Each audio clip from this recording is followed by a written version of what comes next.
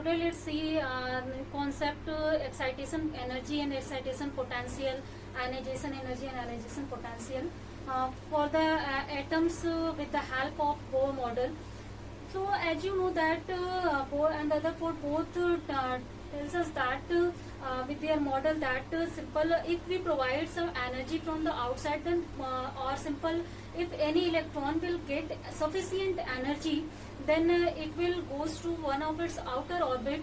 Means suppose that if this is nucleus, this is inner electron, and if this will get the energy equal to this gap, means suppose that here energy is E1, here E2, means the difference of energy E2 minus E1, if it will get from anywhere from outside and from any other process, then it will goes to its one of outer orbits. Means depending upon that how much energy it will it is getting from the outside. So this is known as excitation of electron or excitation of atom if atom goes to from its innermost orbit to outermost orbit on the excitation of energy, or simple on the addition of energy to it. Means simple excitation is simply clear to you. Transition, I have told you that from one of the outermost orbit to it can jump to innermost orbit and emit some energy, and that emission spectra I have already told you. And sometimes it can also absorb energy. Means if innermost electron will absorb energy, then obviously if that energy is sufficient, means energy is sufficient to raise this electron from one inner orbit to outer orbit, then it will goes to the outer orbit, and this process is known as excitation. And the energy required to send the innermost electron to the outer orbits is known as excitation energy. Suppose that in case of hydrogen atom, we want to calculate what is the excitation energy if we want to send it from level n equal to n equal to 2. Because we want to excite an hydrogen electron in hydrogen atom from n equal to 1 orbit to n equal to 2 orbit, then how much energy we will need to excite it. So this is already I have told you energies in the case of hydrogen atom and hydrogen like atoms. Then we can calculate easily what will be the value of E1, E2. This is for n equal to 1, n equal to 2, n equal to 3, and so on. So written that. So from here simple excitation energy will be equal to, suppose that this is delta E is excitation energy, this will be equal to E2 minus E1. Means difference of energy we will need to excite it. So let's put that minus 3.4 minus of minus 13.6. So finally we will get plus 13.6, or simple we will get 10 point plus 10.2 electron volt energy. I think simple means 10.2 electron volt energy is needed to reach any electron in hydrogen atom from n equal to 1 level to n equal to 2, and this energy is known as excitation energy for the electron in hydrogen atom. Means the energy required to reach it by n equal to 1 to n equal to 2. We can also send it in other higher orbits. Suppose that we want to send it from n equal to 1 to n equal to 3 outer orbits, then what will be energy in this case, means excitation energy needed in this case. So again we can write it here, E3 minus E1, means from n equal to 1 to n equal to 3 we want to excite it. So we can solve it, the value of E3 is minus 1.51, and we can easily solve it, and the value obtained it will be needed to simple send it into any expected system.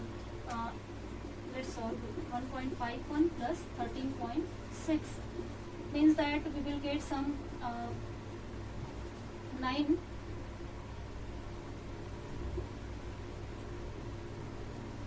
11.09, actually not 11.09, I think 12.09 electron volt energy we will need to excite it from its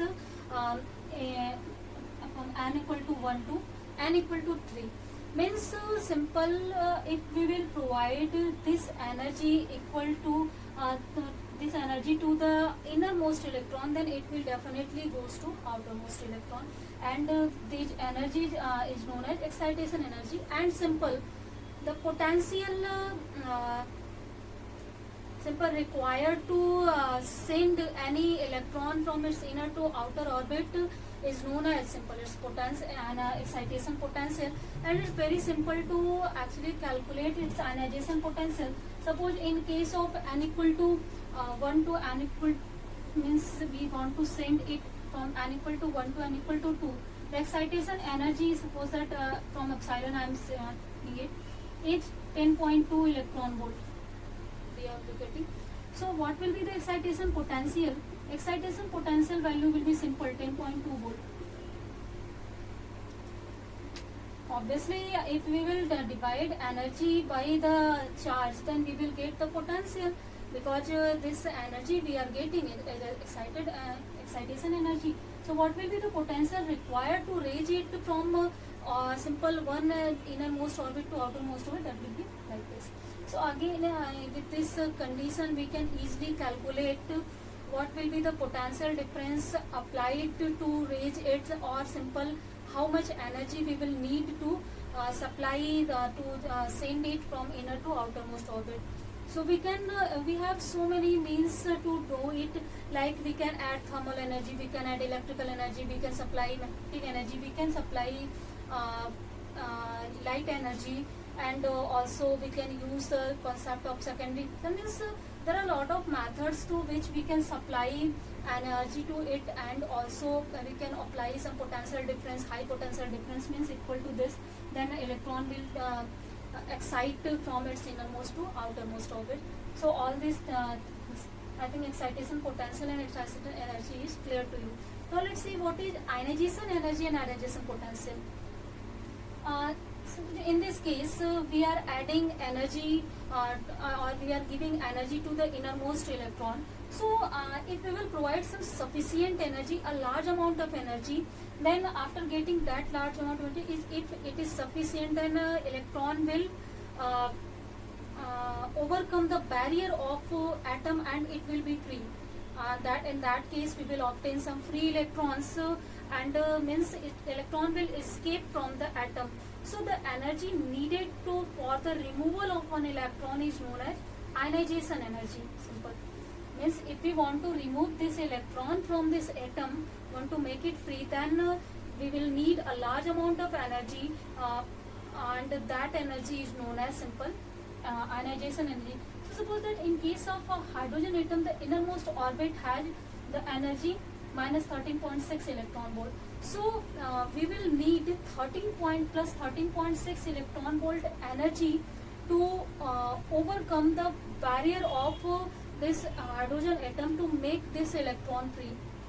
Means the greater energy, because this is the highest energy here we will need to make free this electron, because as you know that innermost electron is in the stable condition, as also it is strongly bonded by the nucleus. So that's why we will need more energy to overcome the potential barrier of here, or also to make it free from all to cross all the excitation potential. So obviously this is the greatest energy, maximum energy provided in the hydrogen atom to make this electron free. So also if we want to suppose that here any electron is revolving in the second orbit, then here we will need 3.4 electron volt to make it free from this atom. So in third state we will need 1.51 electron volt to make it free from the atom. Means ionization potential energy is not constant, it is different depending upon the size of the atom. Means in which orbit electron is revolving, it depends upon that factor, and also depends upon the atom's mass of the atom and atomic number of the atom. Means as you know that size of the atom changes with the simple atomic number. So that's why obviously in different atoms we will get different ionization energy. So in some atoms we can easily remove any electron, in some other atom we can't easily remove them. So it depends upon the factor that how they are changing, and it means how they are depends, their size depends upon the mass of them. So I think this concept is now again clear to you. What is the concept of ionization energy and ionization potential? So excitation energy is that simple to excite any atom or electron from its innermost to outermost orbit, and ionization energy is that to make the remove or simple to energy needed to remove an electron from its from the atom is known as ionization energy, and the potential required for that is known as potential energy for that, ionization excitation potential according to the definition. So I think the concept is now clear to you. Simple, if we want to remove any electron, then we need a sufficient energy, and with the help of Bohr model we can even calculate excitation energy and potential and ionization energy and potential easily, and through which we can use it in our in so many fields, like in electronic emission field we can easily use it in thermionic emission, in light emission, photoelectric emission, in electronics, where we need the motion of electron, means where we need the application of current. For that case, which material is suitable for us, in which ionization potential is in which material ionization potential is less, means minimum energy required from the outside, means minimum fuel is required, we choose that material for our purpose. So this concept helps us to choose that material. Means if we know the ionization and excitation potential, then we can easily choose material in our according to our convenience. Like in our daily life we want to use always less fuel, means we want to save our money, save our effort. So we will try to choose a material which has less ionization potential, means less requirement of energy. Then this concept will helps us, means we can calculate easily ionization energy, ionization potential, and according to that we can choose the material, means the material which has less ionization and potential, that will be convenient for us. So this concept and Bohr model also helps us to understand this in very which way actually in our field of current electricity it is very useful, and so I think this is simple now clear to you. So now let's see the spectra of X-ray. X-ray also, you know, that is electromagnetic wave. There are 7 electromagnetic waves in which X-ray is one, and X-ray spectroscopy actually provides us knowledge about crystals. So that's why it is very important to study its spectra also, because if in crystallography and crystal physics, crystallographic chemistry, molecular physics, and this will help in so many fields us with the help of its spectrum. Means first is spectroscopy is the basic concept through which we can easily understand the property of the crystal. So let's see how many types of spectrum X-ray. Now let's see the concept of X-ray spectra. Actually, as I have told you that X-rays are simple electromagnetic waves, and also we have already studied about the spectra of visible lights, like the 7 segments of light, 7 system of light, means Vibgyor system, which are arranged in the form of wavelength or increasing or decreasing order of wavelength or frequency. And simple, it means a simple decreasing order of frequency and increasing order of wavelength, means there is an arrangement of continuous spectrum in case of visible light, means in every electromagnetic wave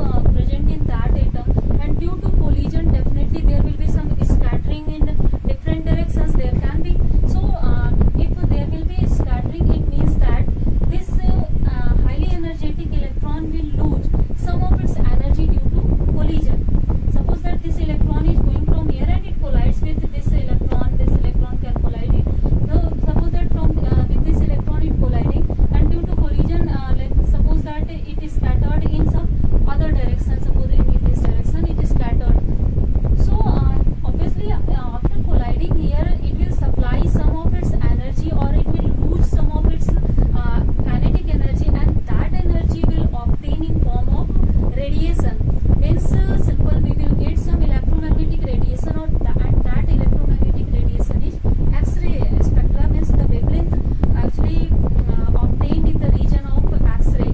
So in case of we will we means due to the loss of energy we obtain some wavelength of light. Again this scattered electron can collide with another electron, and again it can lose some of its energy, and again we will get some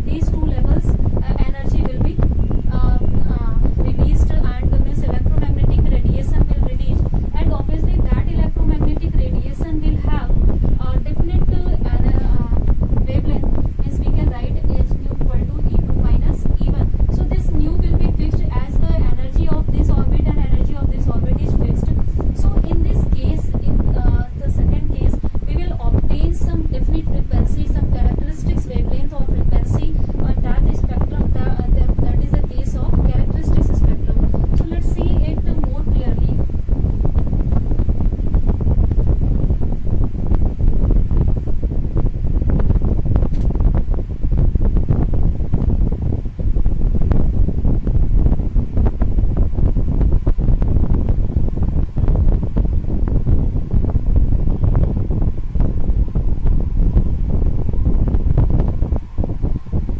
Suppose as I've told you that in case of characteristics spectra, by any process, suppose this electron is knocked out from the atom. So if this electron is knocked out, then there is the creation of vacancy over here, and due to this vacancy, the stability